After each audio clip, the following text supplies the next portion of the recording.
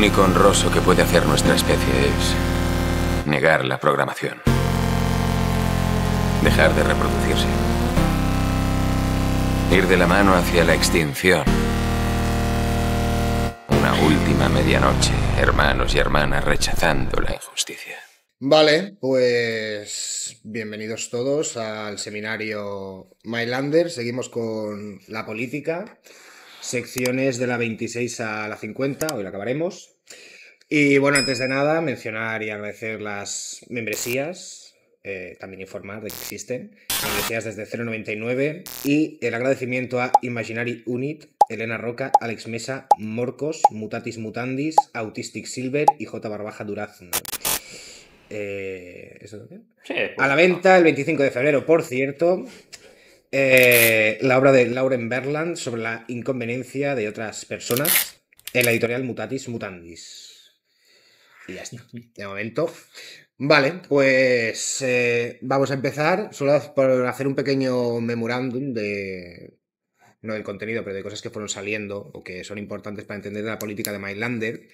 Hay que tener en cuenta que la política lo que está haciendo básicamente es intentar demostrar de forma más material, sin recurrir a elementos metafísicos, todo lo que sería ese itinerario que esboza básicamente a lo largo de todo el libro, que es el tránsito desde el superser, la unidad premundana, hasta la nada absoluta, ¿no?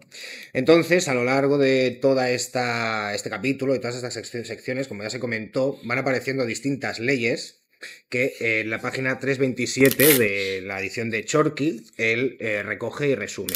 Hay que tener en cuenta que estas leyes son distintas manifestaciones o expresiones de una única gran ley, que es la que rige todo el cosmos, que sería pues una especie de ley tanática o entrópica, y consiste en el debilitamiento paulatino de las fuerzas. Entonces, según cómo se vaya manifestando esta ley, pues recibe distintos nombres, ¿no? No voy a leerlas, pero bueno, la ley del despliegue individual, de la fusión por conquista, del lujo, del nerviosismo, etcétera, etcétera, etcétera, ¿no?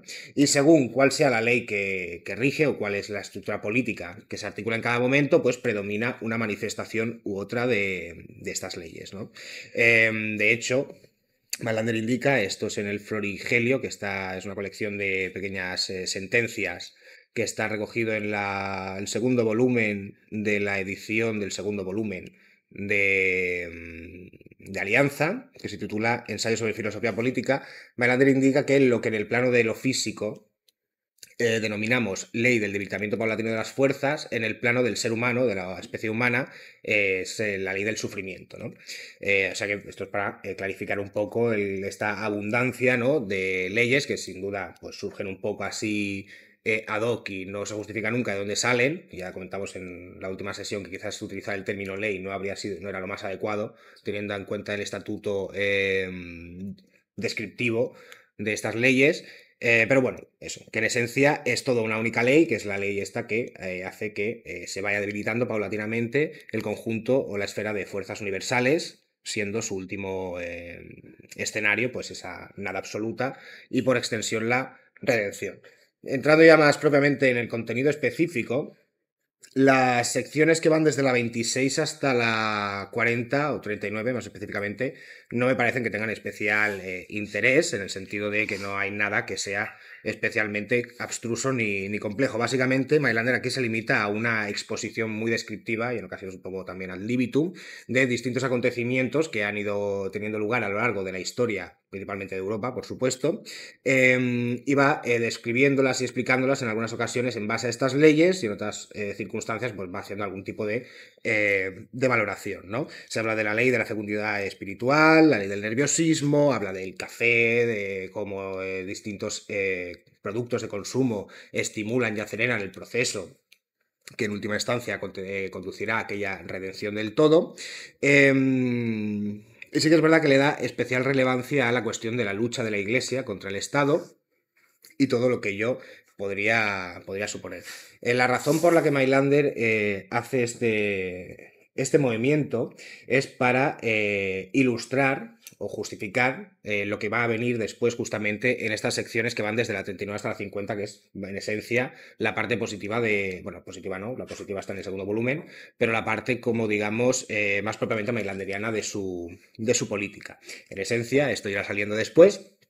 lo que está intentando hacer Mailander con toda esta descripción previa es justamente ilustrar cómo todo el proceso de la humanidad consiste en una lucha constante que acontece en el seno de las distintas sociedades y estados, y esta lucha al final lo que causa y provoca es el debilitamiento de esta esfera de fuerzas, ¿no? Pero tienen que cumplirse ciertas condiciones para que ese debilitamiento sea eficaz y efectivo, ¿no? Y ahí es donde entra la cuestión justamente de la lucha entre la Iglesia y el Estado, que lo comentaremos más tarde. En esencia, básicamente, y por eso incide tanto en la cuestión de la edad media, la Iglesia en un origen lo que tenía era la función de justamente desarrollar el intelecto y las capacidades cognitivas de las distintas facciones sociales, ¿no?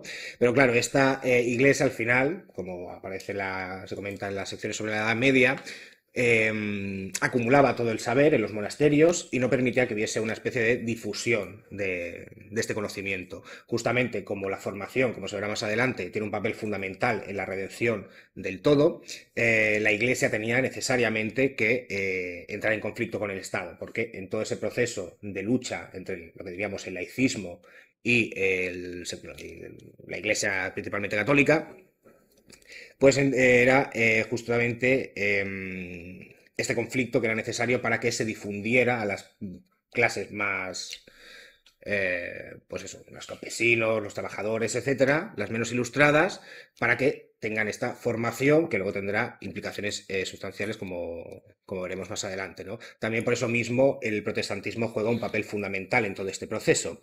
El protestantismo es como esa especie de democratización, a juicio de Mailander, del cristianismo, que como ya dijimos en su ocasión, el cristianismo al final es como una especie de descripción metafórica de lo que es el proceso auténtico del mundo. Esto sale también en un ensayo del segundo volumen, pero lo que exotéricamente denominamos Dios, Padre y Espíritu Santo, sencillamente en el plano de la filosofía inmanente adopta categorías totalmente distintas, categorías justamente que son inmanentes. Dios es la unidad premontana, como es bastante obvio.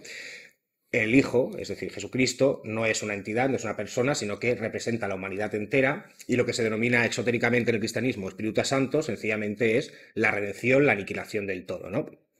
Entonces, toda la política mailanderiana, en alguna ocasión, es básicamente una descripción, en otras ocasiones es una prescripción de cómo llegar a ese estado ideal del que hablaremos luego, pero en esencia es intentar demostrar que, en efecto, la ley del sufrimiento es lo que articula la historia de la humanidad y que, en último término, apunta hacia esa redención del todo, ¿no? Entonces, ya entrando propiamente en las secciones estas que me parecen de mayor interés, que es básicamente desde la 39 hasta la 50, ¿no?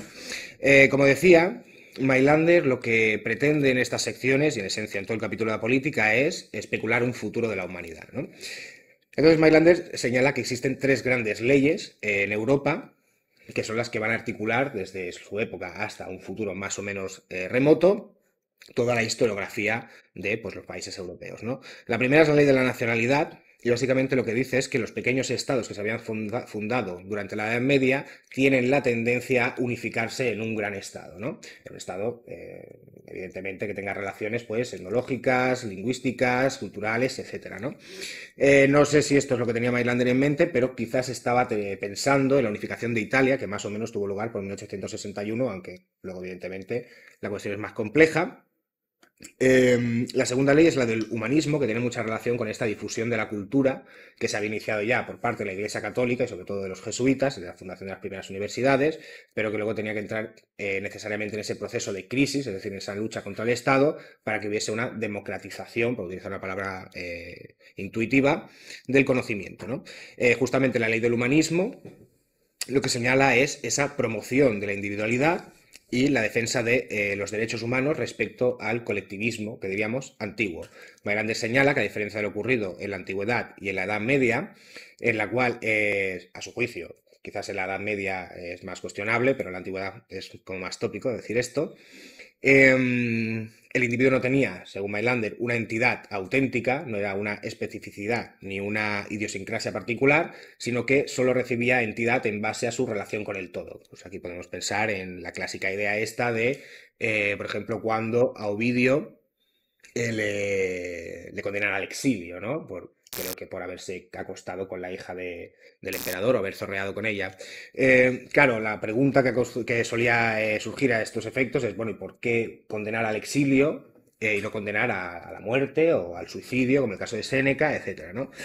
Se piensa que la razón por la cual se condenaba al exilio era porque, claro, se excomulgaba al individuo de la polis, del conjunto sociolingüístico, y entonces básicamente estaba condenado a vivir entre bestias, ¿no? Entre los famosos bárbaros, es decir, a restar incomunicado el resto de su vida, ¿no? En cambio, dice Mailander que la ley que prima en su época en Europa es justamente esa tendencia hacia el humanismo, entendiendo por humanismo no el momento cultural, intelectual, político, lo que sea, sino más esta, como digo, preponderancia del individuo respecto a el colectivo, ¿no? Y la máxima expresión de esta ley del humanismo se ejemplifica en la absolución de la esclavitud. Hay que tener en cuenta que aquí estamos hablando ya de todos los procesos que se habían producido en América del Norte y por lo tanto Mailander tenía en cuenta todos estos hechos históricos, ¿no? Y la tercera ley es la ley de separación entre Estado e Iglesia, que es lo que comentaba antes. Básicamente es una difusión paulatina o desarrollo paulatino del laicismo dentro del Estado y una imposición o una preponderancia de la filosofía o la ciencia respecto a la fe. En este sentido, esta idea va a ir surgiendo en distintas ocasiones, pero se puede llegar a leer una cierta beta kantiana en Mailander, por la idea esta de una especie de proceso evolutivo desde el mito, la creencia, bueno, la fe, ¿no? La creencia religiosa, la filosofía, la ciencia, etc. Evidentemente Mailander no piensa en estos términos, pero sí que establece una línea que va desde este pensamiento mítico religioso hasta la constitución de una filosofía absoluta, como él mismo la denomina. Hay que tener en cuenta que Mailander lo que se propone, como él mismo indica en el prólogo, es justamente fundamentar el ateísmo de forma científica, ¿no? Entonces, claro, evidentemente él se considera a sí mismo como la máxima expresión de ese proceso evolutivo de la conciencia humana, tendiendo desde la oscuridad del mito, digamos, hasta pues, no sé, la límpida luz del conocimiento filosófico-científico, ¿no? Entonces es curioso que Mailander dice que todas estas leyes al final conducirán a una constitución ulterior de unos Estados Unidos de Europa. En distintas ocasiones hay bastantes pasajes, sin querer parecer un fanboy de Mailander, que sí que parecen relativamente proféticos, utilizando el término profético con mucha flexibilidad, ¿no? Pero bueno, esto al final se puede imputar a muchos otros autores, pues a Ortega y Gasset y al propio Harman, etcétera. Pero bueno, es divertido ver cómo en algunas cosas acierta, en otras cosas se equivoca de forma flagrante, ¿no? Bien, respecto a la cuestión económica que tiene que afrontar las sociedades, principalmente europeas, y en último término el género humano, en el ámbito económico y sociopolítico, es lo que él denomina, o bueno, lo que se denominaba en la época la social frage, es decir, la cuestión social. Esta es una cuestión que tenía una relevancia total en la Alemania de la época y también es uno de los grandes temas canónicos del pesimismo filosófico. Lo aborda Mailander aquí y también, sobre todo, Harman es uno de los que más especial énfasis le da a esta cuestión, por aspectos que ya veremos luego, y también Tauber, de Plumager, etc.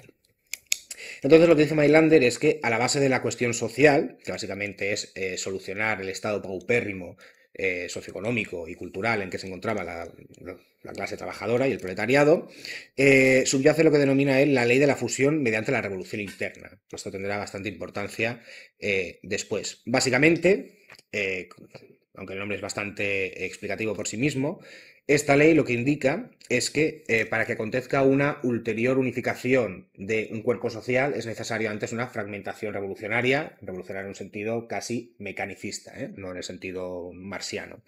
Luego volveré sobre esto. Entonces, la cuestión social, y esto es quizás lo interesante de Mailander y lo que ya demuestra que tiene unas reminiscencias muy schillerianas, ¿no? Y toda la tradición esta. Estoy pensando en las cartas sobre la educación del género humano, no sé si el título exacto es así. Lo que dice Mailander es que la cuestión social no consiste propiamente en, como decía, solventar o resolver las condiciones materiales como tal del proletariado, sino que consiste en la Bildung, es decir, en la formación cultural intelectual, ¿no? Pero desde una perspectiva más superficial, La cuestión de la social frage se manifiesta, en efecto, como garantizar las condiciones materiales del proletariado. En último término, esta solventación de la social frage y, por extensión, la necesidad de establecer una Bildung universal para todo el género humano, tiene por objetivo, y cito, llevar a todos los hombres a una altura de conocimiento suficiente como para poder enjuiciar adecuadamente la vida. Esto lo recogeré después, pero ya se están viendo las reminiscencias harmantianas, no tanto porque Mailander se inspirase en Harman, sino porque era casi, como decía, un tótem del pesimismo de la época o de los tres grandes pesimistas que son Harman, Mailander y Bunsen, ¿no? ¿Qué es lo que pasa? Dado que existen resistencias a este proceso de formación y de solventación de la social frage, la cuestión social se manifiesta, como decía antes, como un problema político y social, el cual obedece en esencia al sufragio universal y directo. Es decir, aunque en esencia la cuestión social tiene por objetivo, su solventación se entiende, ¿no? Tiene por objetivo la Bildung, la formación universal de todos los seres humanos, y el objetivo último de esta Bildung es, como digo, enjuiciar adecuadamente la vida, no obstante se le presentan ciertas resistencias. Estas resistencias son agentes sociopolíticos. Esto es bastante fácil de entender. Entonces, ¿cómo se puede empezar a escorar o dinamitar esas resistencias mediante el sufragio universal, que también es un tópico de la época, y el concreta directo? En el caso alemán es interesante, ¿no? Él habla de que no solo, bueno, en su época, según dice él, se permitía el voto al Reichstag, ¿no?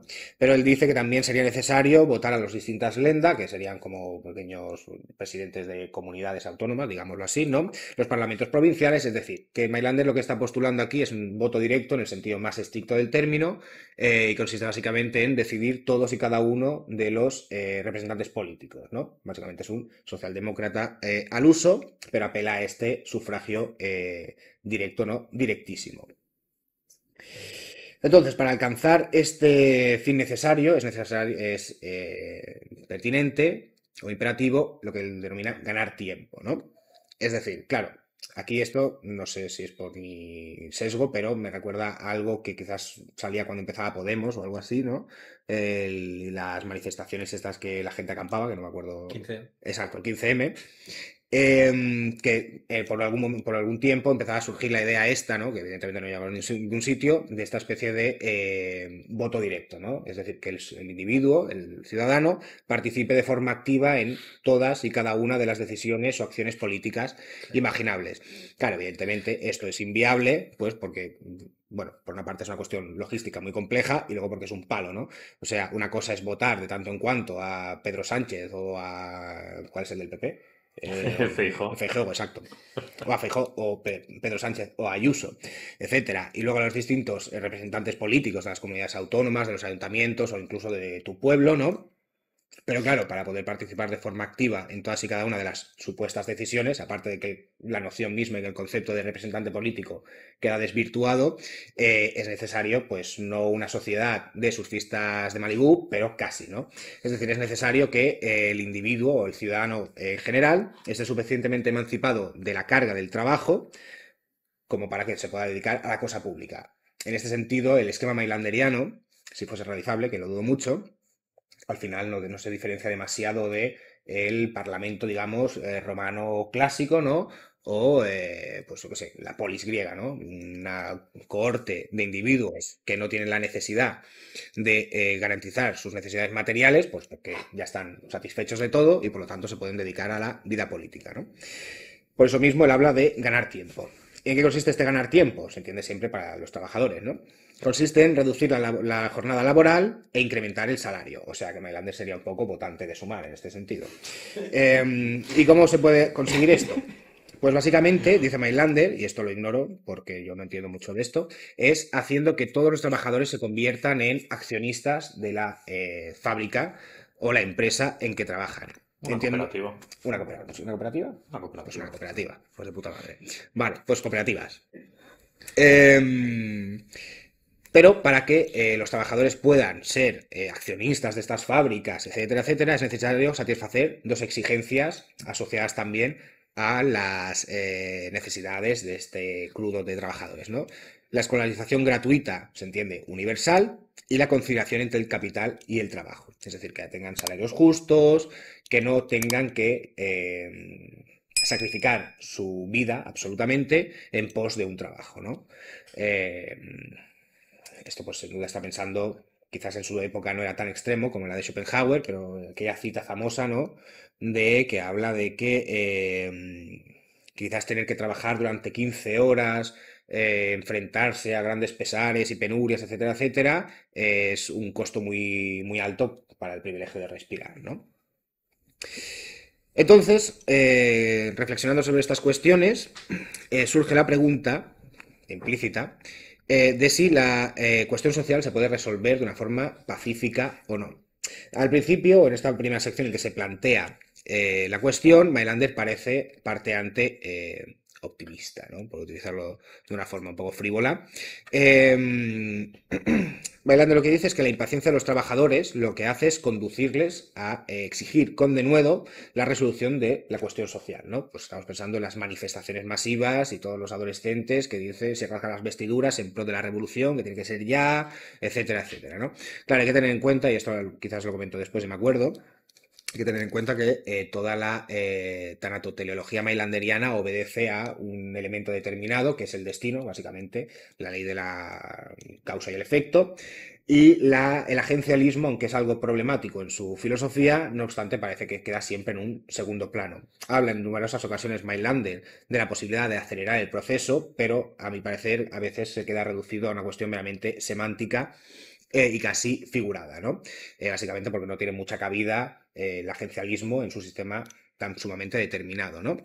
Entonces, en esencia, lo que está diciendo Mailander, o lo que interpreto yo, es que para que la cuestión social se solucione es necesario pues, que pasen los distintos procesos, ¿no? Que los distintos escenarios por los que debe pasar la historia del mundo pues tengan lugar, ¿no?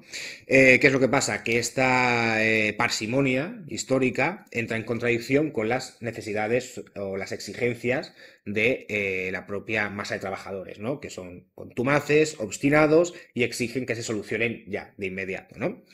Pero claro, a estas exigencias de estas necesidades de los trabajadores siempre se le oponen como fuerzas represoras las clases superiores, ¿no? Que Mailander está pensando en la nobleza, el clero y la realeza, ¿no? Bueno, la burguesía también. Eh, No obstante, y aquí está el punto de que podría parecer en un primer momento que Mailander es un tanto ingenuo, aunque luego ya se matiza sus palabras, ¿no? Dice que, en esencia, cualquier persona instruida, entiende la burguesía, ante la situación insostenible de los trabajadores, pues debería abandonarse, ¿no? A la causa social, es decir, convertirse en una especie de caballero santo o proproletario e intentar, pues, paliar un poco su padecimiento, ¿no? Es decir, que en esencia estas mismas fuerzas que se oponen a la satisfacción de las condiciones materiales de los trabajadores deberían hacer las veces, si son instruidos, ¿no? Y tienen una mínima sensibilidad, pues eso, deberían hacer las veces de garantes y adalides de esas mismas exigencias del proletariado. Este es el planteamiento que parece a bote pronto muy naif, de hecho lo es, ¿no? Pero claro, en la siguiente sección es cuando ya Mailander matiza, y además esto tiene ha conducido a ciertas interpretaciones un poco problemáticas por algunos de sus traductores y hermeneutas, ¿no? Básicamente, después de una pequeña perorata, que se extiende algunas pocas líneas, Mailander dice, entonces, ¿cabe esperar que realmente la cuestión social se solucionará de forma pacífica? Y dice, no, no es verosímil. Por una parte, porque ya la historia misma demuestra que el proceso de la humanidad es una pugna sin fin, es un estado de beligerancia constante, no eterno, pero empecinado. Y dice, a diferencia de lo que pasaba en la antigüedad o en la Edad Media, esto es una cita, ahora predominan opiniones enfrentadas, la paz brilla por su ausencia, proliferan las sectas en el ámbito religioso, los sistemas filosóficos, miles de hipótesis en el campo de la ciencia, y ya lo extiende a la cuestión del arte, etcétera, etcétera, etcétera, ¿no? Esta es una de esas citas que, bueno, el que quiere verlas pues las ve y el que no quiere verlas pues no las ve porque perfectamente pueden no estarlo, ¿no? En las que, bueno, no deja uno de apreciar una cierta, pues eso, capacidad profética en el sentido más laxo del término, como digo, ¿no? Respecto a la actualidad, ¿no? Evidentemente, pues si hay una época en la que proliferan más las opiniones, los pareceres, las convicciones y todo este tipo de programas, pues es evidentemente la actualidad, justamente quizás por la democratización y la universalización de la escolarización. Entonces, lo que dice Mailander es que la humanidad solo puede producir nuevas formas históricas mediante, cito, fuertes dolores de parto. ¿Qué significa esto? Que el proceso histórico de la especie humana está abocada necesariamente a los distintos conflictos de toda índole y naturaleza. ¿Por qué? Pues porque una parte es totalmente verosímil, ¿no? Pensar que la cuestión social puede solucionarse de forma pacífica porque hay otros poderes enfrentados. Por otra parte, porque el mismo testamento de la historia lo contradice de forma taxativa. Y por otra parte, porque es un evento necesario, un conjunto de eventos necesarios para que el conjunto de las fuerzas se vaya debilitando paulatinamente. Y es aquí cuando trae Mailander a colación, de nuevo, la ley del nerviosismo, ¿no? Que es básicamente una especie de turbo sociedad, ¿no?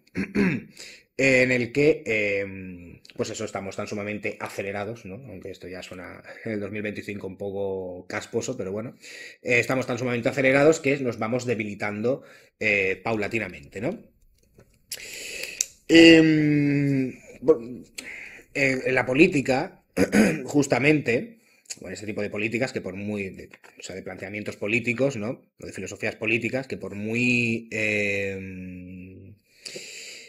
trascendentes o ideales, como decíamos el otro día, podría parecer que no deben analizarse desde una perspectiva histórica.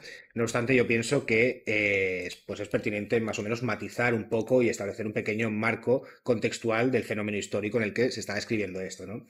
Esto me hace recordar siempre una frase que me dijo Manuel Pérez Cornejo, que es uno de los traductores de Mailander, en el ámbito de la historia del arte, ¿no? Que venía a ser algo así como que estudiar historia del arte te disuade de decir muchas tonterías sobre el arte que dicen todos aquellos que no estudian historia del arte, ¿no? En el caso de la política y de la historia de la política, ¿no? De la historia de la filosofía, pues yo creo que más o menos es lo mismo, ¿no?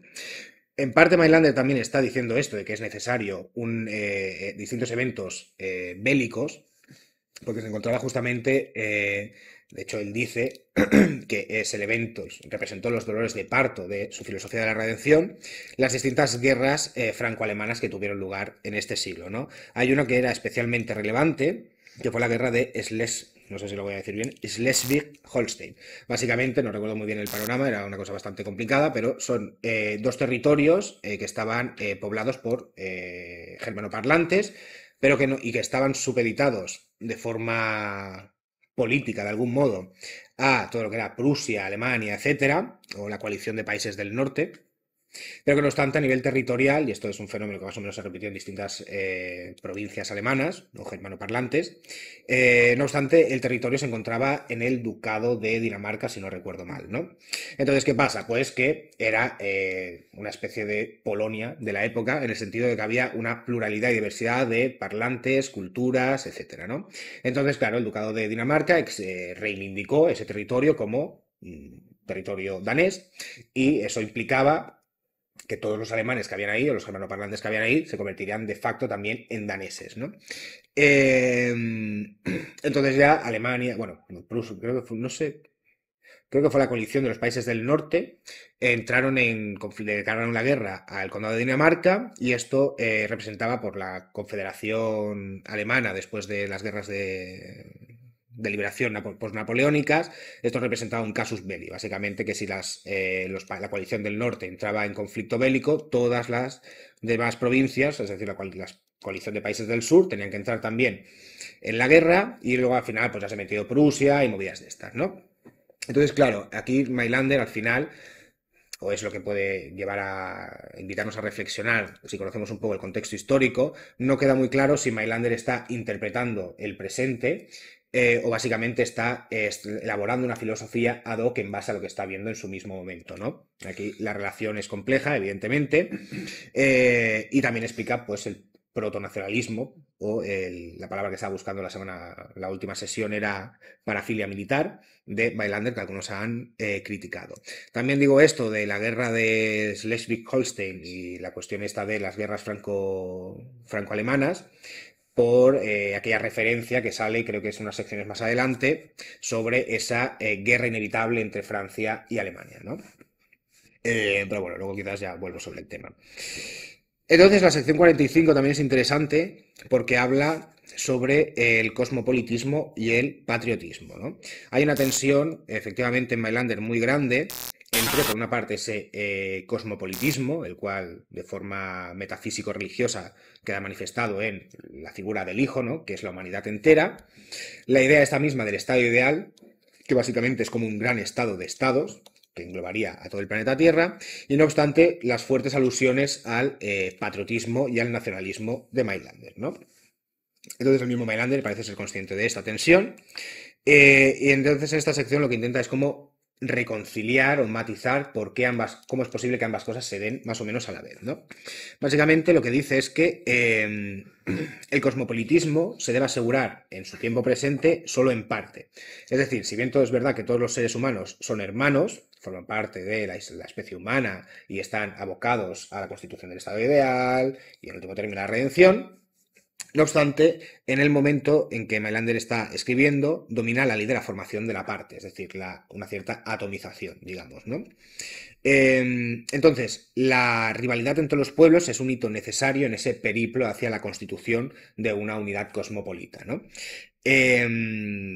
Esto, en cierto modo, entra también en conflicto con la idea esta de la ley de la unificación de los estados, ¿no? O sea, es un texto con muchas tensiones, pero bueno. La cita de Mailander es, por lo tanto, para el periodo histórico actual es válida la siguiente afirmación. Cada uno, en aras del cosmopolitismo, debe ser un abnegado patriota, ¿no? Eso tendrá relevancia un poco más adelante. Bien, seguimos. Hay otra tensión en el texto, que aquí Mailander no explicita de forma específica, pero que yo recojo, es en la sección 44, y es básicamente cómo se puede producir el debilitamiento a la vez que la resolución de la social frage, ¿no? La cuestión social.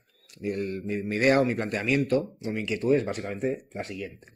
Por una parte, parece que se da una cierta contradicción entre ambos términos, porque el debilitamiento parece estar atravesado o subyacer a él una pulsión destructiva, entrópica, tanatológica, llamémosla como queramos, ¿no? Es decir, el debilitamiento consiste en un deterioro paulatino de las fuerzas. Pero no obstante, la resolución de la social frage, que recordemos en esencia es la resolución de las condiciones materiales paupérrimas de los trabajadores, parece obedecer a una pulsión orgánica, erótica, como la queramos llamar, ¿no?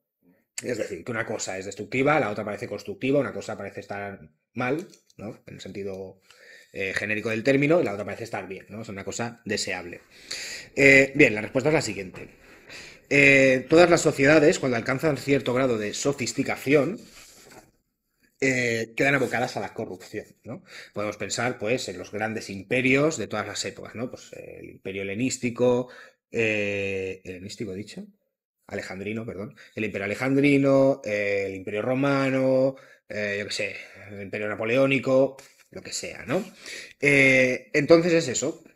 El ciclo o la esfera de la civilización, como dice Mailander, se va ampliando paulatinamente, ¿no? Es como que entonces esa actividad social llega a un límite de perfección máxima, que puede ser a nivel cultural, a nivel político, a nivel de ganancia de derechos, etcétera, etcétera, y entonces colapsa. Es decir, llega a su límite, empieza a corromperse, es decir, se estanca en ese proceso de paulatina mejora, de progreso, y es entonces cuando las huestes denostadas, es decir, los trabajadores, los bárbaros, los esclavos, etcétera, los cristianos en su época, ¿no?, asaltan esta sociedad. Entonces, con este asalto de las clases bajas respecto a las clases superiores, lo que se produce es una debilitación de la suma del conjunto entero, ¿no? Pero a la vez, este asalto, que es una fricción y un estado de conflicto como una especie de revolución, una revolución francesa, ¿no?, tiene como efecto colateral la inclusión de estos bárbaros, estos denostados, es decir, la escoria de la sociedad, dentro de ese ciclo civilizado. Es decir, pues yo qué sé, por poner un ejemplo, ¿no? Bueno, pues cualquier revolución proletaria o lo que queramos, ¿no? Ay, pues yo qué sé. Ah, sí, ya tengo el ejemplo en el que estaba pensando cuando lo leía. Por ejemplo, el caso de la burguesía, ¿no? ¿No? Tenemos toda la Edad Media, con su rollo de los feudos, no sé qué, y los distintos estados, ¿no? Pues la realeza, la nobleza y el clero, ¿no? En ese sentido, va a hacerlo fácil. ¿Qué es lo que pasa? Se forman toda la cuestión, empieza el libre comercio, etcétera, las distintas transacciones y se va formando la famosa clase burguesa. Entonces la clase burguesa exige sus derechos, entra en conflicto con el statu quo, ese statu quo se dinamita y entonces se adopta a esa clase en pugna, que era en ese momento la burguesía. La burguesía entonces entra dentro del esquema social, ya puede gozar de los privilegios de las clases superiores y en último término también estarán abocados a esa ulterior crisis y corrupción que tendrá, a juicio de Mailander, como efecto colateral, la intrusión de los trabajadores, ¿no? Básicamente, Mailander está pensando en una especie de revolución proletaria muy, muy descafeinada. Y esto además también tiene, o al menos esta interpretación, tiene cabida dentro de todo el esquema mailanderiano, en base a la idea esta de la entropía a la cual subyacen procesos negentrópicos. Es decir, si bien el proceso auténtico del mundo es ese debilitamiento paulatino, es decir, esa pérdida constante de energía del conjunto, no obstante hay pequeños momentos en los cuales se producen ciertas revivificaciones, ¿no? Pues yo qué sé, pues la cuestión de por qué tenemos hijos, por qué se produce esa proliferación, etcétera, o por qué luchan los trabajadores en pro de esas mejoras sociales, ¿no? Aquí parecería que hay una pequeña contradicción, ¿no? Si todo debe tender hacia la aniquilación, es necesario que no haya, pues, ningún tipo de revivificación, ¿no? Lo que pasa, y es aquí la cuestión del proceso negentrópico, y es que justamente lo que parece que es una resistencia contra la aniquilación, en realidad es un elemento que permite una aceleración del proceso de esa aniquilación o ese desgaste, desgaste paulatino, ¿no? Y en el caso de las sociedades, pues pasaría exactamente lo mismo. La revivificación que permite esa intrusión de las clases inferiores en el estado civilizado es el fenómeno negentrópico, pero como efecto conjunto o efecto ulterior acontece esa destrucción, ese debilitamiento paulatino, ¿no? Y en el caso de la cuestión social, pues pasaría lo mismo, ¿no? Entonces, ¿cuál es el objeto de esa resolución de la social frage? Mailander dice, siempre habrá que trabajar, ¿no? Básicamente no está pensando, por lo tanto, en una especie de mundo, como decía, constituido por surfistas de Malibú, ni juerguistas, ni hippies, ni nada por el estilo, ¿no? Siempre hay que trabajar. Pero cuando las clases trabajadoras hayan alcanzado el término de sus apetitos, es decir, hayan satisfecho pues, todas sus condiciones materiales, lo que descubrirán es que esos bienes no ofrecen la felicidad. Y se despertará en ellos un profundo hartazgo por la vida y una severa frustración. La cita es, habíamos creído poder ser felices así y resulta que en el fondo no ha cambiado absolutamente nada. Y aquí es donde encontramos una clarísima reminiscencia, por influencia o no, de, obviamente, de Hartmann, ¿no? Aquellos famosos capítulos de la filosofía del inconsciente en la cual Hartmann postula justamente esto, ¿no? Que el objetivo de la educación y de la lucha constante por alcanzar esa hipotética felicidad en la vida empírica, no tiene como objetivo una satisfacción, sino justamente demostrar que los bienes que se consideraban deseables en realidad no lo son en absoluto. Por eso toda la cuestión de Plumager, que ya he comentado varias veces, de los pesimistas indignados, como también el suicida en Schopenhauer, ¿no? No es que la vida sea denostable, ni terrible, ni motivo de padecimiento, porque no disfrutamos de los bienes, sino porque esos bienes en realidad no son objeto de felicidad ninguno. Por lo tanto, después de haber alcanzado esa satisfacción, supuesta satisfacción, se descubre, piensan estos autores, Hartmann y Mailander sobre todo, y Plumager y Taubert, que acontece ese agotamiento, ¿no? Al final esto es bastante intuitivo, ¿no? Pero eso hace falta pensar, y esto es un poco la lógica del deseo en Schopenhauer, ¿no? Después de acometer un largo periplo en busca de un objeto largamente deseado, cuando al final se consigue ese objeto y descubres que no te produce ningún tipo de satisfacción, no puede acontecer otra cosa que una profunda frustración y un deseo de ser borrado del libro de la vida, como dice Mailander. Entonces, todos estos procesos conducen en último término a la constitución del famoso estado ideal de Mailander, del que Mailander habla en distintas ocasiones, ¿no? Afirma que en este estado ideal la ciencia, la estética, la música, el arte, etcétera, no podrán alcanzar una mayor perfección de la que se ha alcanzado en siglos precedentes, ¿no? Lo cual, pues, parece ser que es cierto. Pero dice que solo en la lucha de la Iglesia con la ciencia y la filosofía se puede alcanzar algún tipo de progreso.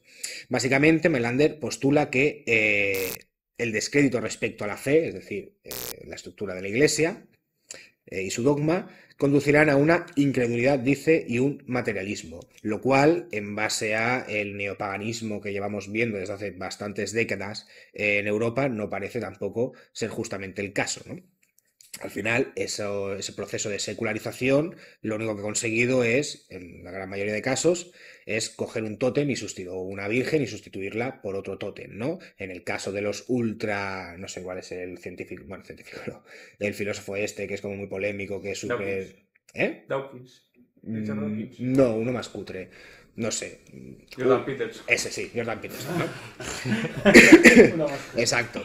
Pues eso, estos ultra cientificistas supuestos, ¿no? Al final lo único que cogen es pues el dogma inquebrantable de la fe, de la Iglesia, y sustituirlo por el gran tótem que es la ciencia, ¿no? O las nuevas formas de religiosidad secular, el tarot, las piedras de sal y todas las polladas que queramos, ¿no?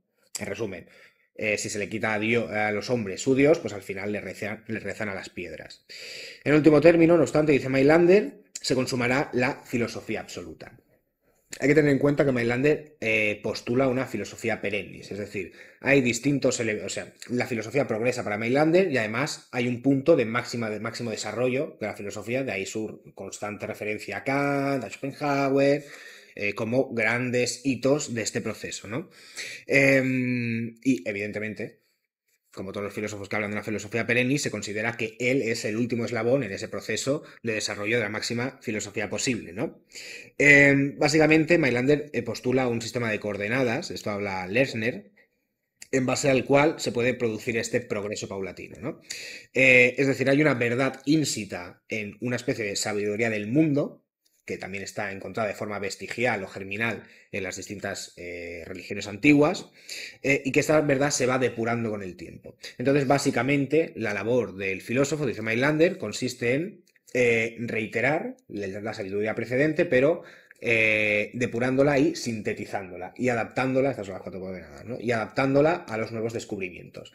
Entonces, esa es la labor del buen filósofo, dice Mailander. Justamente Mailander critica a Hartmann porque considera que no hace o no cumple con ninguna de estas coordenadas respecto al gran maestro que es Schopenhauer, ¿no? Porque, parafraseando al propio Schopenhauer, ¿no? Se convierte en espejo de aumento de los propios defectos del maestro. Y Mailander está pensando básicamente en la posibilidad de que no acontezca esa redención de lo inconsciente y sobre todo el monoteísmo o el monoteísmo panteísta extraño este que tiene Hartmann, ¿no?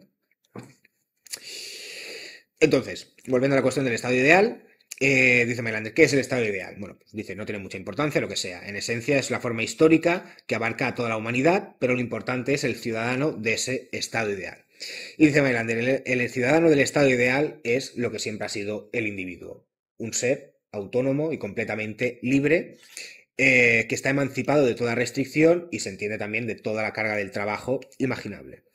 Y cito de Mailander, su espíritu juzga correctamente la vida y su voluntad se enardecen. Lo único que llena su corazón es ser tachado del gran libro de la vida.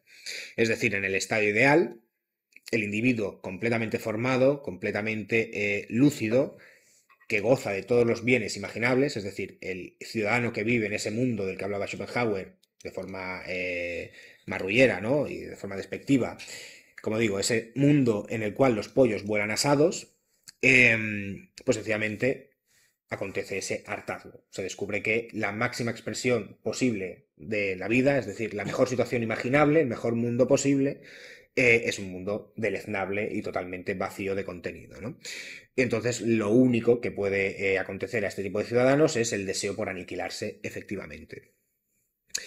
Aquí, luego en la sección 48, Mailander ya empieza bien y luego acaba un poco mal, porque primero habla de cuándo llegará ese estado ideal. Y esto también lo recojo un poco por la cuestión esta que decía antes de que algunas manifestaciones de Mailander, si quien quiera mirarlo, pues pueden tomarse como proféticas con muchísimas comillas, ¿no?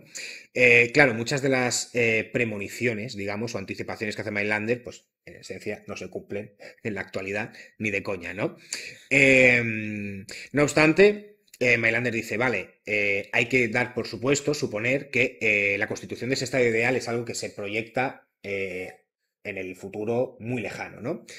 Hasta ahí está bien, ¿no? Si se hubiese quedado con la mera expresión de esta especie de distancia muy lejana, pues todos habríamos quedado más o menos satisfechos y habría dicho, bueno, vale, está bien, correcto. Pero claro, luego ya empieza a hacer sumas y ya la caga, ¿no? Y empieza a hablar del año platónico, de que, bueno, quizás unos pocos siglos ya son suficientes, bueno, en fin. El año platónico, según la nota de Manuel, son unos 10.000 años, ¿no? Igual es bastante tiempo. Pero claro, luego habla del año platónico para después decir que en unos pocos siglos tendrá lugar la constitución del Estado ideal. En plan, bueno, vale. Bien, y luego ya la última sección, que es la 50, la 49 no he encontrado nada que me parezca de especial interés, y básicamente la voy a citar. Vale, la sección última de la política dice: el movimiento de la humanidad desde el ser al no ser abarca todos los movimientos específicos. El pensador que los ha conocido no se lamentará. No preguntará qué culpa tuvieron los habitantes de Sodoma y Gomorra, qué han hecho los 30.000 seres humanos aniquilados en el terremoto de Riobomba y los 40.000 en que encontraron la muerte entre las llamas de Sidón.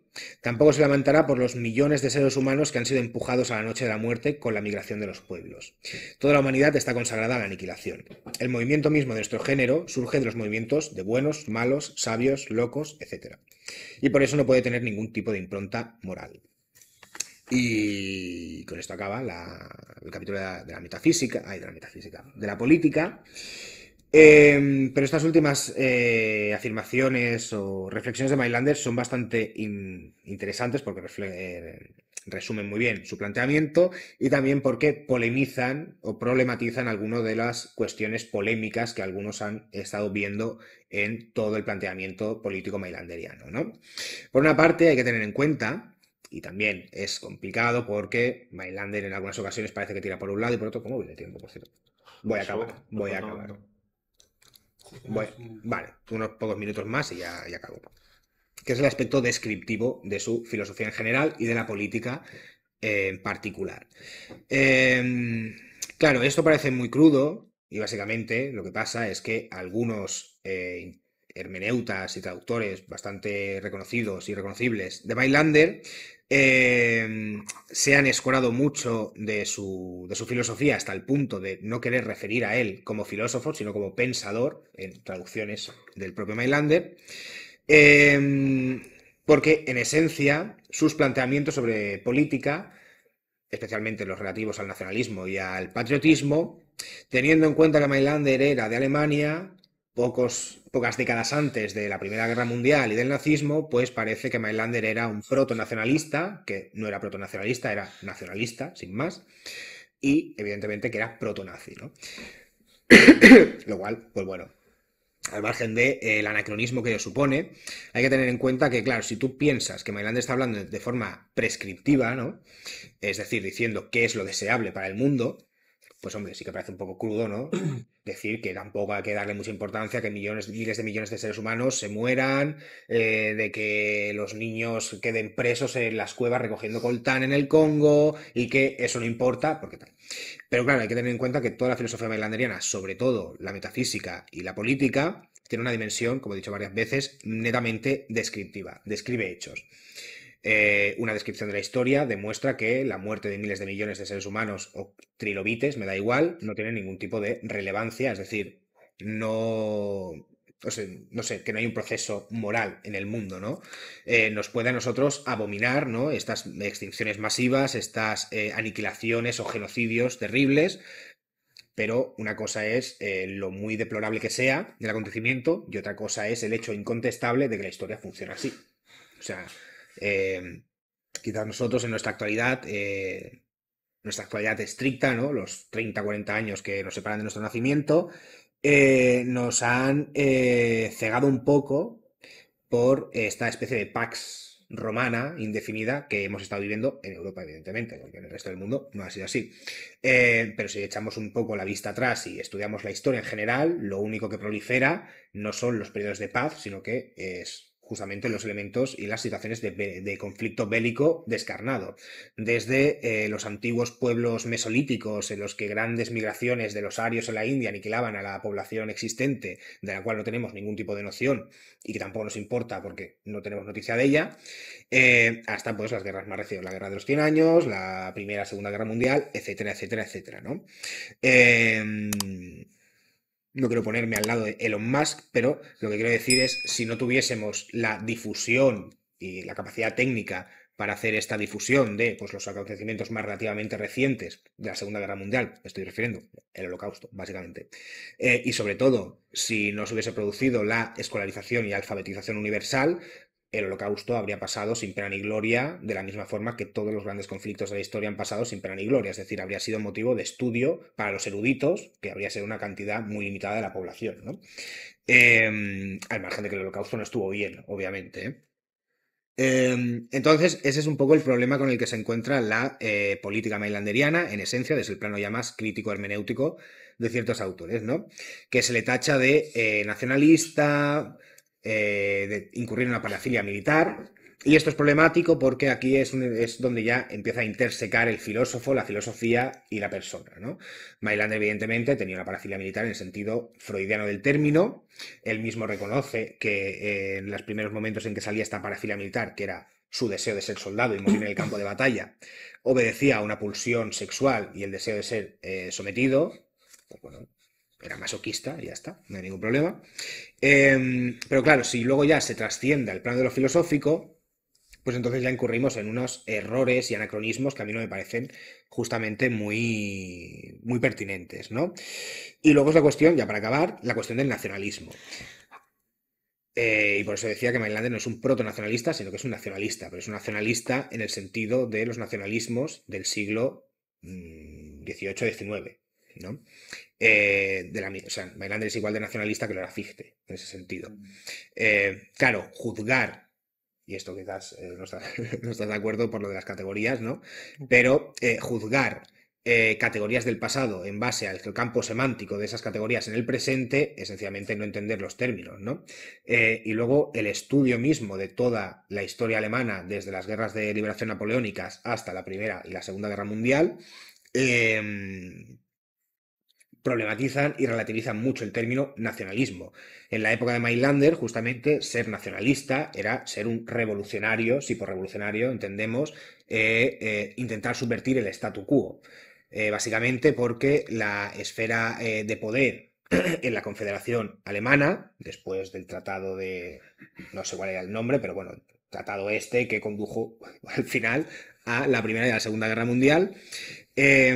Básicamente las esferas de poder eran profundamente afrancesadas y estaban siempre atravesadas por las grandes intrigas de, pues eso, de los poderes franceses, de los poderes prusianos, etcétera, etcétera, etcétera, ¿no? Entonces, todo esto lo que hizo fue formar una profunda reacción contra, pues eso, Francia en general, y una voluntad expresa y manifiesta de una constitución nacional. Y ya para acabar, hay que tener en cuenta que estamos hablando de una sociedad o una cultura, ¿no?, que había pasado por toda la Ilustración alemana, por Kant, por Fichte, por Hegel, etcétera, etcétera, etcétera, ¿no? Y hay que tener en cuenta la importancia que tenía para la cultura alemana del momento todo lo que es la escatología política, ¿no? Cuando se lea Mailander hay que leer también, pensar siempre en la política entre comillas, de Kant, ¿no? Toda esa antropodicea kantiana, ¿no? El proceso del mundo consiste en la constitución de una sociedad civil perfectamente justa. Si coges estado ideal y lo cambias por sociedad civil perfectamente justa, salvando las distancias, pues tienes la filosofía de Mailander en el plano político, ¿no? Entonces, claro, cuando se fetichiza tanto la constitución de esa sociedad civil perfectamente justa, pero no obstante la siembras en una tierra, la alemana, en la que las distintas revoluciones nunca condujeron a nada y los distintos esfuerzos de unificación nacional siempre fueron coartados en ocasiones por la misma burguesía alemana, o por el propio Kaiser, ¿no? Bueno, el rey de Prusia, quien fuera, ¿no? Guillermo II. ¿Segundo? ¿Estás seguro? No, creo que era ¿En qué época de Guillermo... La Revolución de Marzo del 48. Guillermo Le IV. ofrecieron, o sea, la Asamblea de Frankfurt le ofreció la corona a Guillermo I. Y él la rechazó. Guillermo I, ¿seguro? Sí, sí, bueno, me lo creo. No, espérate, también- la iglesia, cuando se hace la iglesia de Frankfurt y... Sí. Pues sería Guillermo I, sí, sí. La Constitución, vamos, cuando se la Sí, cargan sí, es sí. porque Sí, sí, rechaza la porque corona. rechaza y la es corona Guillermo- porque... Guillermo I o segundo. Sí, uno bueno, de los sí, dos. bueno, un Guillermo, ¿no? Entonces, claro, y ya, pues por supuesto, para acabar de forma un poco polémica, entender la historia de Alemania, tanto a nivel histórico, social y cultural, también demuestra o invita a pensar pues que el nazismo no fue una gran anomalía, ¿no? El advenimiento del anticristo, sino la consecuencia lógica de un proceso que estuvo muy mal, por supuesto, pero como todo proceso histórico, son consecuencias lógicas de eventos pasados, ¿no? Y por eso, pues bueno, hay que tener cuidado a la hora de leer a Mailander, tanto para blanquearlo, ¿no? Como una filosofía inocua, porque en términos políticos sí que tiene cosas, son un poco como escabrosas, pero tampoco como para demonizar a un señor que murió en 1870, nunca me acuerdo cuándo se murió este hombre, 74, 76, un señor que murió en 1876 en El 1 de base abril. a cosas que pasaron en los años 30 del siglo XX, ¿no? Y ya está, con esto acabo. Gracias. Muchas gracias.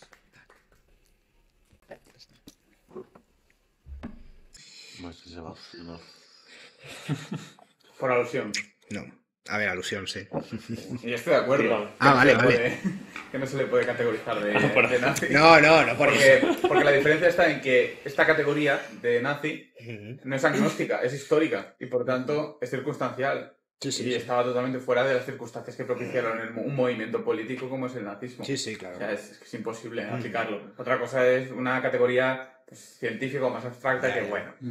Pero si el contenido, digamos, el medio de la cosa son las acciones humanas que son históricas, pues está claro que no Sí, puedes, sí, claro. retroactivamente no puedes aplicarle a Platón, por ejemplo, ser un franquista o no sé. No, ya. Algo muy raro. Esa muy- sería la hostia, ¿eh? Sí. Solo porque veas semejanzas. No, Hay una categoría más abstracta como el urfascismo de eco, ¿no? Tampoco, o sea, por muy aunque la hagas ahistórica, tampoco aplica en este caso. Claro. Sí, claro. Sí. Sí, sí. Bueno, y porque también entra en un punto en el que puede coincidir, se puede calzar perfectamente con la ideología comunista. O sea, no es como que el Sí, claro, belicismo, sí. no es como que el belicismo solo, o sea, da la casualidad que efectivamente. Si Mailander hubiese Es sido, alemán, si Mailander ¿no? hubiese Pero sido quiero decir polaco, pues esto no sería Pero- motivo de discusión. Pero No, claro, era efectivamente. alemán, claro. Sí, sí. Es decir, igual es... Bueno, alemán. Es que alemán. Es que claro, ya. Alemán de esa época, ¿sabes? Mm. O sea, Alemania no estaba configurada como estaba con Hitler, ¿sabes?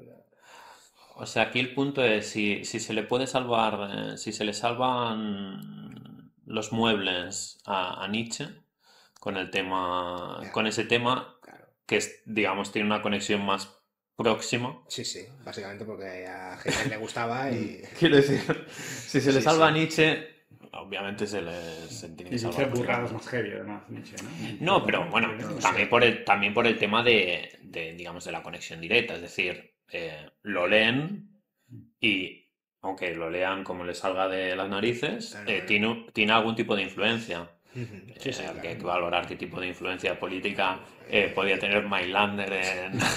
O sea... Sí, sí, total. En fin, no sé.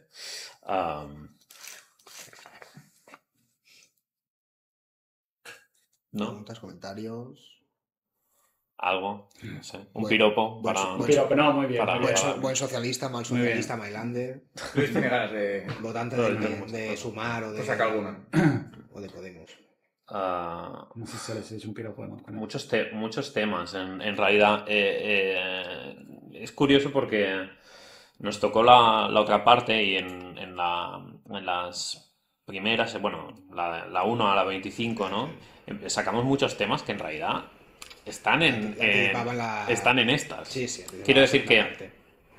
es curioso la cantidad de detalle que hay puesto en el capítulo, cuando en realidad Chicha está casi al final. O sea, Sí, las sí, últimas, realmente las últimas secciones, ¿no? Con todo el tema este de la cuestión social, la educación, no sé, es que hay muchas cosas, o sea, hay muchas cosas que se podrían...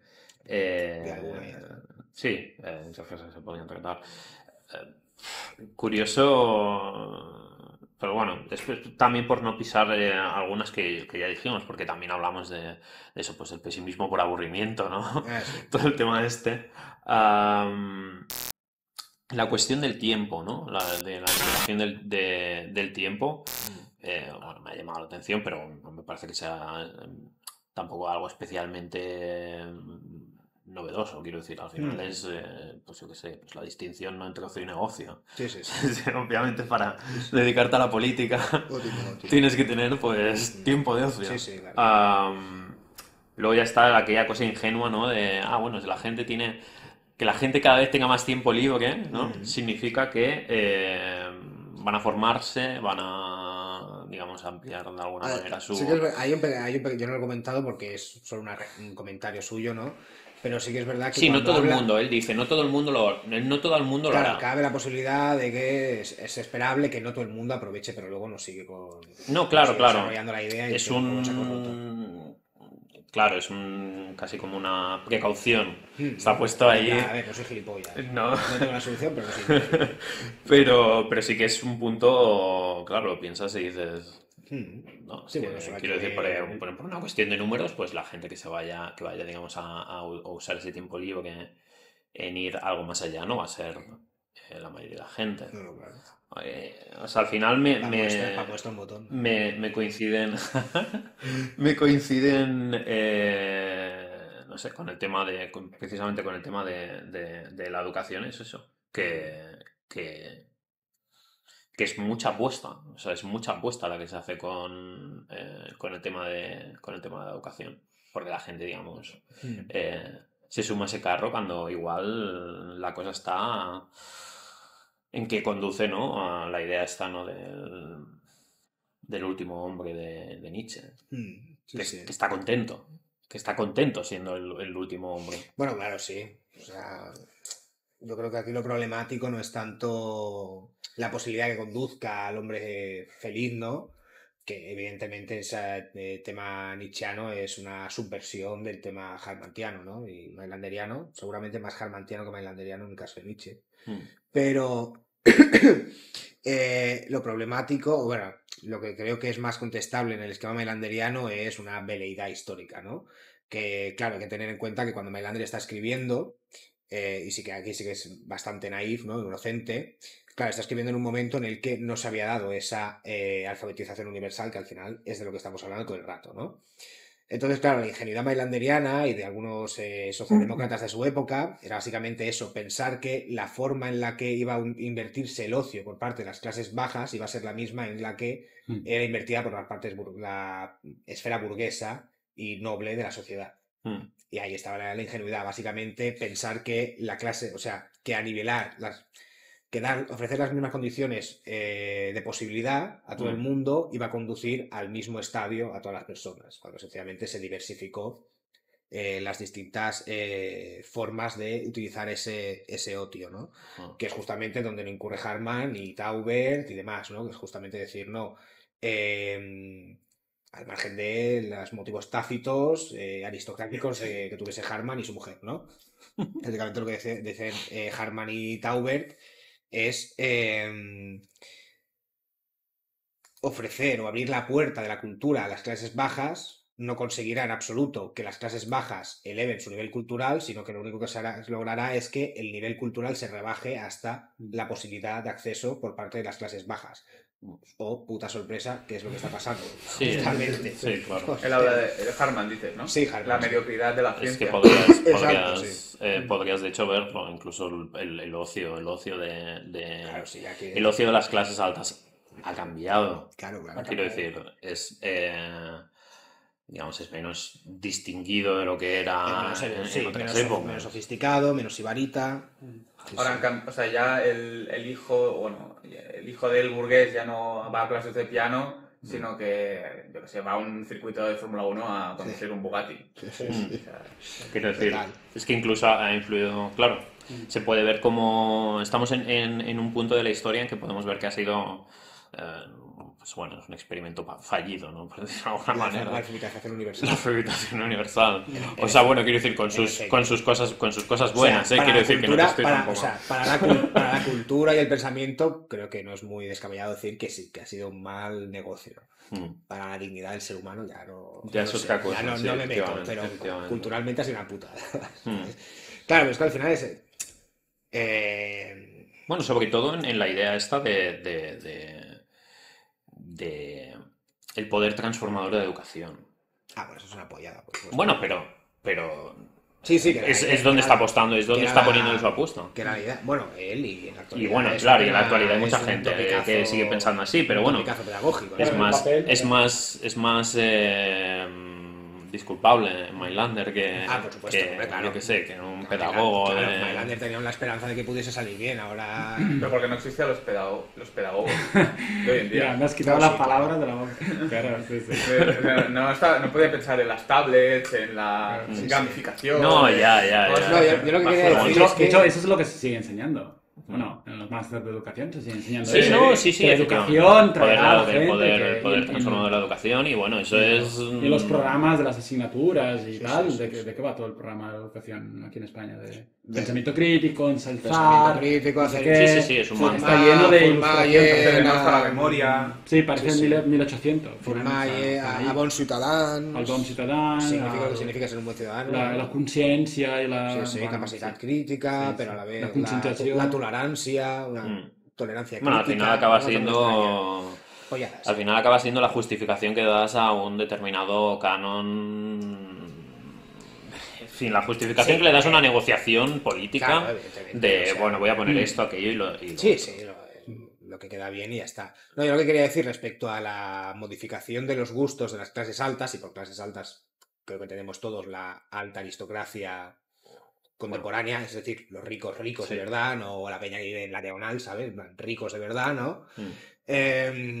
Claro, es al final el objeto del ocio como elemento distintivo, ¿no? Claro, una cuestión meramente de estatus social. En el momento en el que todo el mundo tiene acceso a la cultura ya no es un objeto de ocio que sea distintivo de tu estado social, por lo tanto es prescindible, ¿no? Entonces, pues en vez de aprender a tocar el piano, pues aprendes hípica, ¿no? Que es quizás a lo que no tiene todo el mundo acceso, o a conducir Bugattis, o yo qué sé, a Invertir en bolsa. invertir en bolsa, ser un cripto bro, pero con dinero de verdad, ¿no? Etcétera.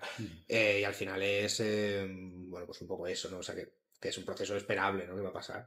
Eso lo estudia muy bien Simmel. ¿Sí? Sí, en la moda. En los ensayos que tiene la moda. Sí. Dice justo eso, de que como que se acelera el proceso de las modas debido a eso, a que las capas bajas alcanzan las rápido. aficiones de las capas superiores Más rápido, y las claro. capas superiores para distanciarse Claro, tiene más. que diste, claro. Claro. Y por eso es tan rápido cada vez, las temporadas se suceden con mayor velocidad, etcétera. Una carrera de morderse la cola, ¿no? Sí. Claro, llega a un punto como de extravagancia absoluta de los ricos, de la chica esta que aparece desnuda. Mira, justo. Ah, sí, iba a lo decir de eso. Kanye West. Estamos- ¿Viste la novia de Kanye West?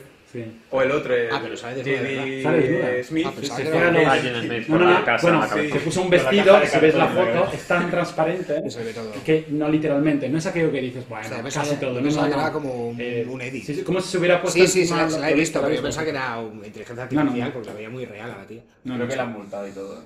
la multaron y ¿En todo. serio? Por nudismo. Porque se colaron en el... O sea, ni siquiera les habían invitado. Ok. Pero Bueno, claro, a ver, pero yo creo es- que si eres Kanye West, realmente pero eso puedes es un- plantarte es un allí buen sin ejemplo, invitación, ¿eh? O sea, eso es un Puede ejemplo ser por eso que excelente. lo Las llevan clases altas antes era ponerse mucha capa de ropa, ¿no? Me distingo precisamente por mis peinetas. Sí. Un poco en Argentina vi las peinetas de la burguesía argentina, de cuando se unas peinetas enormes, pero enormes, una cosa Bueno, así, pero eso sigue siendo así. Claro. Si tú miras los desfiles estos de la Met Gala, tienen Bueno, trajes sí, que parecen... sí, pero hijo fíjate, de donde está el Will Smith dinero y la en la casa. riqueza y el poder, ¿no? Kanye West, que es más actual y tal, pues ahora van directamente a la desnudez, que Para antes era lo más bajo, ¿no? mí esto es entrar un poco ya en en chismes que no... o sea, vamos, que es un No, voladazo. ya. Para mí es toda una movida que tiene él con su... Pues eso, con la Kim Kardashian. En el caso como de sí, que no nos interesa. guiñito de... Bueno, o sea, ya, vamos, ya. que no creo que esté, digamos, 100%... O sea, vamos, que no creo que sea una cosa de aquello de, bueno, enseñar más cuerpo. Necesariamente le enseña más cuerpo. Yo creo que tiene que ver más con un beef suyo. Ya, pero bueno, esto ya lo particular y lo universal, ¿sabes? Como es siempre. Lo particular revela lo universal y viceversa, ¿no? En fin. No, pero al final tú ves volviendo un poco al tema de antes de la élite económica y las modas, como ahora las marcas, los diseñadores, o sea, tú ves una camiseta que dices, esta camiseta es del Decathlon, ¿sabes? Y a todos los ricos van con camisetas muy básicas que no se distinguen realmente de otras camisetas solo por el hecho de que la ha hecho algún diseñador y que cuesta a lo mejor una fortuna, ¿sabes? Bueno, sí, y luego aparte, ahí también entraríamos en una cosa de estas de que tú ves a los famosos con ropa muy básica, pero en realidad el tejido en el que está, o sea, quiero decir, visualmente es lo mismo. Pero los tejidos con los que está hecho, o sea, son mucho más resistentes, quedan mejor también porque están hechos con otros tejidos. O sea que bueno, en fin, ahí también daría para otro tema totalmente. El símbolo de estatus ya no es visual, como decías antes, sino que va por otro... Sí, total. El que tengo la Fanta Black, ¿cómo se llama? El negro. Este, Panta Black. Claro, que ahora tengo una camiseta de lino y seda Panta Black y no sé qué. Sí. Vas en algunas tiendas las más caras y las ropas. Cortes muy sencillos, materiales cortes sencillos, excelentes, pero materiales muy buenos, pero cortes que te le pones camiseta de pantalón de ese y pareces un vagabundo casi, de lo sencillo que es. Bueno, Sí, nos hemos ido a la ropa, ¿eh? Puedo llevarlo al terreno, o sea, un momentito solo, al terreno de la literatura y tal, que me gusta. Lo que quieras. Esto, al leer, no creo decir nada nuevo, pero esto os recuerda un poco... Es filosofía. No, esto recuerda un poco... me recuerda un poco Childhood's End de Arthur C. Clarke, que de hecho hicieron una serie hace un tiempo que está bastante bien. Childhood's End es una novela de Arthur C. Clarke, que es uno de los grandes escritores de ciencia ficción, donde aparecen unos alienígenas y dicen a la raza humana básicamente, oye, a partir de ahora os gestionamos nosotros. ¿Vale? O sea, nos decimos nosotros cómo vivir, pero acabaremos con las guerras y os daremos un nivel de vida que te cagas. Y básicamente lo hacen, acaban las guerras y la raza humana deja de trabajar porque lo gestionan todo tan bien que la raza humana pues acaba dedicándose al deporte, a hacer arte y la gente vive de puta madre. Y claro, hago spoilers para quien no haya leído el libro o visto la serie, se ve en la serie, llevan unos años así, unas décadas viviendo la raza humana estupendamente, ¿no? La utopía social, intelectual, cultural, etc. Y un momento, pero que claro, el cansancio así, ahí está representado con los alienígenas que dicen básicamente, bueno, os hemos dejado jugar, ahora lo habéis pasado bien un rato, ahora ya está, y acaban básicamente con la raza humana. Y los alienígenas cuando se revelan a la raza humana, se revelan después de décadas, tienen forma de diablo, que es una bonita simbología, y por eso ellos dicen que por eso no se mostraron antes, porque sabían que si mostraban su aspecto, la raza humana los hubiera rechazado. Y realmente son buenos, pero tienen cara de diablo del cristianismo barato, digamos, ¿sabes? Con cuernos y todo. Y se cogen una parte de los niños que han nacido generaciones y destruyen el planeta, básicamente. Pero te recuerda... Pero te recuerda... Se hartan. Se hartan, se aburren de... No. Pasan generaciones, claro, imagínate generaciones de seres humanos que se pasan el día haciendo arte y deporte y tal, y no trabajan. Acaban evolucionando y acaban saliendo un nuevo tipo de niños que ya no tienen nada en común con sus padres, y en la novela además desarrollan como medios psíquicos, comunican entre ellos, son tal, entonces claro, los alienígenas, pues ya está, la raza humana ha llegado a su evolución máxima. Y sí. O sea, ellos se aburren en todo caso. Sí, es como un experimento para ellos. Exacto. Pero, ¿cómo se llama la serie? Childhood's End, el final de la infancia. Es una serie basada en una novela de Arthur C. Clarke. Está bien la serie, está bien. Es una miniserie con 4 o 5 episodios. Iba a decir, ¿y te recuerda a Mindlander? No, me recuerda. Y hay otras novelas de ciencia ficción que tratan un poco este tema. También, si os gusta la hard science fiction, Greg Egan, Diáspora, trata el tema de la digitalización de la raza humana, ¿no? Y también, spoiler, muy chula la novela, pero llega un momento en que, vale, la raza humana somos todos digitales. Tenemos una vida literalmente infinita. No tenemos ningún want, ¿no? ¿Qué hacemos con nuestro tiempo? Y claro, pues el protagonista, por ejemplo, se la pasa mining detalles de la matemática teórica, ¿no? Porque ya no tienes ningún deseo, no tienes nada. Me recuerda en el sentido de que este tema del ¿qué pasa si obtenemos todo lo que queremos, ¿no? Si obtenemos todo lo que queremos, aquí es, pues, que nos daremos cuenta que el querer mismo es sufrimiento y que bueno, mejor acabar con todo, ¿no? O sea, entiendo que esta gente no lo está llevando el Team Mainlander. O sea, digo que no tienen en común pero entonces lo que tienen en común igual es el componente, digamos... Pesimista.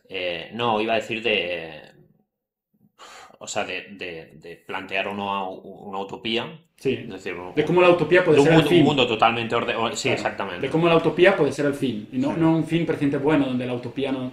Sino la utopía... No. Sí, cuando llegas al punto... Todos seremos felices hasta que no seamos felices. Exacto. Lo digo porque noto un trend últimamente en la ciencia ficción de este doble trend. Por una parte, y hay un libro muy chulo que de hecho encontré en Buenos Aires de un tal Nievas, me parece que se llama Ciencia ficción y capitalismo, ciencia ficción capitalista, que trata un poco este tema. Como por ejemplo Elon Musk y esta gente precisamente hacen apelación a un imaginario de ciencia ficción que no es este trend, es el otro trend, el trend de la expansión galáctica, claro, los otros la multiplicación constante, la conquista del universo. Los otros ¿no? son la ciencia ficción clásica, en realidad. O sea, claro, decir, pero... el de la colonización exacto, galáctica, la expansión, por que si quieres también es Warhammer 40k, ¿no? Es esta idea de que... Me parece interesante este doble imaginario del futuro de la raza humana, ¿no? Uno es la muerte por satisfacción, ¿no? Y el otro es nos reproduzcámonos y ampliamos nuestra expansión en el universo, ampliemos complejidad, ¿no? Y eso, porque sí, porque la complejidad es buena y porque cuantos más mejores y porque tal, ¿no? Aunque luego el otro tiene una componente pesimismo también, que es, bueno, Warhammer 40k precisamente es eso, ¿eh? Es donde lleva eso, a la guerra constante, a la aniquilación, al dogmatismo. No, claro, sí. Bueno, tienen ese punto en común. Aunque bueno, aquí quedan de la utopía, al menos en este libro en concreto, quedan muchos... quiero decir, quedan muchos huecos realmente. No es como que se separan cuál va a ser la organización efectiva más allá de la cuestión de las cooperativas. Aquí, claro, en el primer volumen... Digo, aquí. Sí. Sí, en el primer volumen no se especifica, se deja intuir que es una especie de socialdemocracia muy sui generis, pero bueno, yo no soy un gran lector de Marx, ni mucho menos, pero en la cuestión esta de que cuando... ¿Y qué pasará cuando y la que no sabe mejor, que es un poco más el que está más leído en el tema, ¿no? La idea esta de, bueno, eres más o menos anarquista, ¿no? Tú sabes de esto. ¡Torda! No, ¿qué quiero decir? La idea esta, que creo que me suena que es algo de Marx o de algún marxiano por el estilo. Dices la automatización del trabajo, o sea, el comunismo... sí, que cuando se consagra el consumismo, no. El comunismo, las personas, los seres humanos se podrán dedicar a lo que siempre han querido dedicarse, que es en plan, pues si yo quiero ser... No sé dónde lo escuché, pero bueno, hoy quiero ser zapatero, pues soy zapatero una semana y pues ahora quiero ser flautista, pues ahora soy flautista y no sé qué. O sea que más o menos no está tan lejos. O sea, bueno, el último escenario no está tan lejos de la escatología típica de este tipo de programas políticos. El comunismo automatizado de lujo, ¿no? Un poco esa idea. Bueno, de hecho, llevándolo ahora a esto de la ciencia ficción, podría ser un poco el planteamiento de Star Trek, ¿no? O sea, Star Trek están explorando el espacio y se supone que pues ya pues la humanidad ha alcanzado un estadio en el que ya nadie tiene que trabajar, no hay guerras. Post-scarcity, ¿no? Claro, sí. Hay igualdad de género, interespecies. Son muy fáciles de imaginar las situaciones después, ¿no? Porque ya está... El problema ya está, digamos, resuelto, entonces te imaginas el problema que veo es que en una hipotética sociedad en paz, la literatura, el cine, la música sería muy aburrida. Sí, porque sin conflicto... Sí, claro, de hecho, la tensión está precisamente ahí. De hecho, en Childhood Hands, precisamente hay una isla que se da a entender que es Nueva York, que se revela y dice, no, nosotros no queremos estar bajo el imperio de los alienígenas, nosotros queremos seguir viviendo como antes. Pero claro, y ahí sigue habiendo injusticia, robatorios, capitalismo, no sé qué, pero ahí es donde se hacen las mejores obras de teatro, la literatura y tal. Y de hecho, en el libro se acaban autodestruyendo ellos. Dicen, no vamos a dejar que vosotros nos matéis, ¿no? Y se tiran una bomba atómica a sí mismos, como para acabar de una manera artística, de una manera... O sea, La voy a ver, o sea, igualmente, sí, mírala, es porque- buena. Es buena. Me gusta. Sí. Sí, son putos yankees, pero... No digo putos neoyorquinos, siempre tiene que Y ser. los neoyorquinos haciéndose las especiales. Claro, caray, todo. Pero es cierto, la literatura sería súper aburrida. Sí. Claro, por supuesto. Esa es como la tragedia, la contradicción que tiene que vivir todo pacifista, en realidad, literato sobre todo. Sí. Estos que, no sé, Gandhi, Kipling, todos estos que estaban en contra de la guerra y tal, y vivieron escribiendo obras antibélicas ambientadas en un contexto bélico. Las mejores obras de la literatura van de guerras, asesinatos, violaciones, pederastas y... ¿no? Bueno, que siempre puedes decir, o sea, siempre puedes subrayar, ¿no? La cuestión de la ficción, es decir, bueno, podrían seguir habiendo tensiones y conflictos, pero serían Pero probablemente ficticios. cerebrales. O sea, de otro tipo. Sí, Lo que yo sé de la guerra lo habría leído y entonces, claro... Lo que hayas leído sería en como los el libros de teléfono. historia. La última novela no se parecería en nada a la guerra, porque el material sería puramente literario. Bueno, pero yo creo que antes que llegar a eso está, Sí. está la propia cuestión psicológica o sea, lo que hemos hablado muchas veces, la ambivalencia, de la misma manera que está aquello de los sesgos, ¿no? de adaptación, ¿no? O sea, la capacidad que tiene de adaptación el ser humano para el sufrimiento y las mierdas. También está, por otro lado, la capacidad que tiene de ver sufrimiento y mierdas en cualquier cosa. O sea que igual, yo qué sé, igual se nos ocurren inventar nuevas formas El drama de las uñas rotas. no matices de Nuevas sufrimiento. nuevas formas de sufrir, claro. Sí, ahí está quizás el elemento interesante también que no lo sé, pregunto, que la posible crítica a eso, realmente. Sí, ese elemento sí me parece interesante. De decir, quizá no llegaremos nunca a aburrirnos en ese sentido, o a realizar que lo mejor sería no existir, es borrar nuestro nombre, porque si no hay conflicto no lo inventamos, no lo inventaríamos. Ya. Hasta si los alienígenas manejan, yo creo que nos mataríamos por otras razones, igual no más por recursos, pero por otras cosas. Lo que pasa es que es un estilo argumentativo. O sea, digo, el que se utiliza para este tipo de cosas. O sea, es decir, no es extraño que Mailander acabe pensando así, porque bueno, al final acabas, digamos,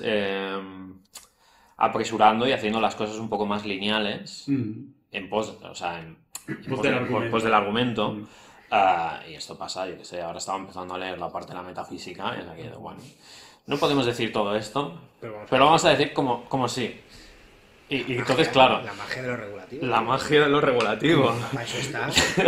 Entonces también, desde un punto de vista ideal, ¿no? Puedes pensar que es, digamos, la consecuencia lógica. Ahora bien, claro, de la misma manera puedes cuestionar el hecho de, bueno, pero tenemos que aceptar el hecho de que haya una cadena lógica de estados psicológicos. No puede ser que se puedan ordenar de cualquier otra manera. Claro. Pero claro, así ya destruyes o sea, quiero decir, así ya destruyes el texto. O sea, que puedes hacerlo, o sea, una vez acabas, ¿no? O bueno, si no te interesa leerlo, puedes hacerlo al principio, pero bueno, ya nos entendemos. Si quieres seguir el texto, también tienes que ser un poco cómplice del texto y ir, pues yo qué sé, navegando con sus presupuestos, aunque no los compartas, ¿no? Ya, no sé. No, nada. Una horita y media podemos finiquitar. Sí, podemos Sí, como ir queráis. a tomar la A cervecita. tomar algo. Venga. Podemos seguir hablando mientras lo tomamos. Porque Bueno, ya esto ya es es las 9. off the record. porque- Tú te Creo que era a las 9. Pues, vale, pues entonces, Está, finiquitamos. si queréis, vamos a ver un momento cómo está. Sí, bueno, está bien. Entre los minutillos que hay que quitarle, porque tenemos que empezar a principio, pero eso está bien. Pues nada, está. espera un momento. Damos por finalizada la sesión. La vuelta. La próxima será el día 21 de febrero, primeras secciones de la metafísica y se encarga... Yo me encargo. ¿Te cargas tú? Sí, Y se bueno, encarga- secciones y últimas. Es toda la metafísica. ¿La harás entera? Sí. Vale, pues será la metafísica entera, la hará el Luis.